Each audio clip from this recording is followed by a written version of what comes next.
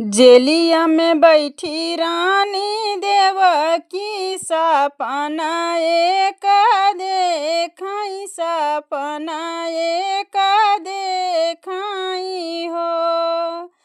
जेलिया में बैठी रानी देवकी सपना एक देखाई सपना एक देखाई हो। रामा खोदी जगावई वासुदेव सपना बतलावई सपना बतलावई हो। रामा खोदी जगावई वासुदेव सपना बतलावई सपना बतलावई हो। तू ही मोरे स्वामी से स्वामी तू ही मोरे साहिब तू ही मोरे साहिब हो। स्वामी लैके जात्या हमारो लालनावा गोकुल पहुँचावा गोकुल पहुँचावा हो। स्वामी लैके जात्या हमारो लालनावा गोकुल पहुँचावा गोकुल पहुँचावा हो। सात बलक कंस मारे तनिको ना दयाने तनिको ना दयाने ने हो।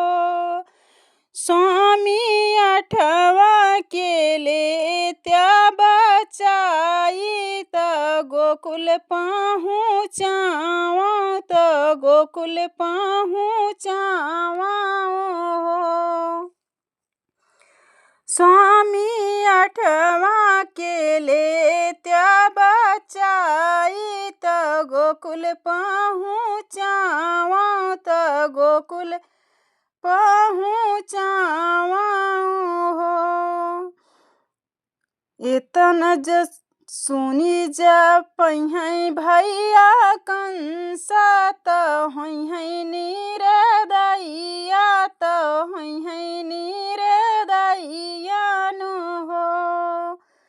सुनी जा पही भैया कंस त होई निर्दयिया त होई निर्दयिया नु हो। स्वामी छीनी लई हैं गोदी से लालनावा पटकी मारी डाली हैं पटकी मारी डाली हैं हो। एतनी बचन सुने वसुदेव ललना उठावई त ललना उठावई हो। वसुदेव लैके चले सुपवा सुताई बदरिया घेरे आवई बदरिया घेरे आवई हो। वसुदेव लैके चले सुपवा सुताई बदरिया घेरे आवई बदरिया घेरे आवई हो। भादों की अष्टमी के रतिया धरिया घेरे आवई धरिया घेरे आवई हो।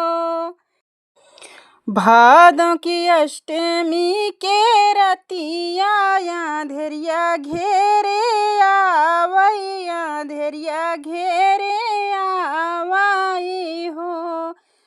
ललना बढ़िया यमुना के नीर लहर लहर करई लहर लहर करई हो। ललना बढ़िया यमुना के नीर लहर लहर करई हो। यमुना जी धोवई चरनिया तब वसुदेव गोकुल पहुँचे, तब वसुदेव गोकुल पहुँचे ने हो। रामा खोजैला गे नंद की बखरिया तखिया से नीरे चुवई, अखिया से नीरे चुवई हो। रामा खोजैला गे बस नंद की बखरिया तखिया से नीरे चुवई, अखिया से नीरे चुवई हो। यशोदा के संगवा सुताए त कन्या लैके आए, त कन्या लैके आए नि हो। रामा पहुँचे हैं जेल के भीतरिया त कन्या के सुतावई, त कन्या के सुतावई हो। जेलिया में बैठी रानी देवकी सपना एक देखई, सपना एक देखई हो।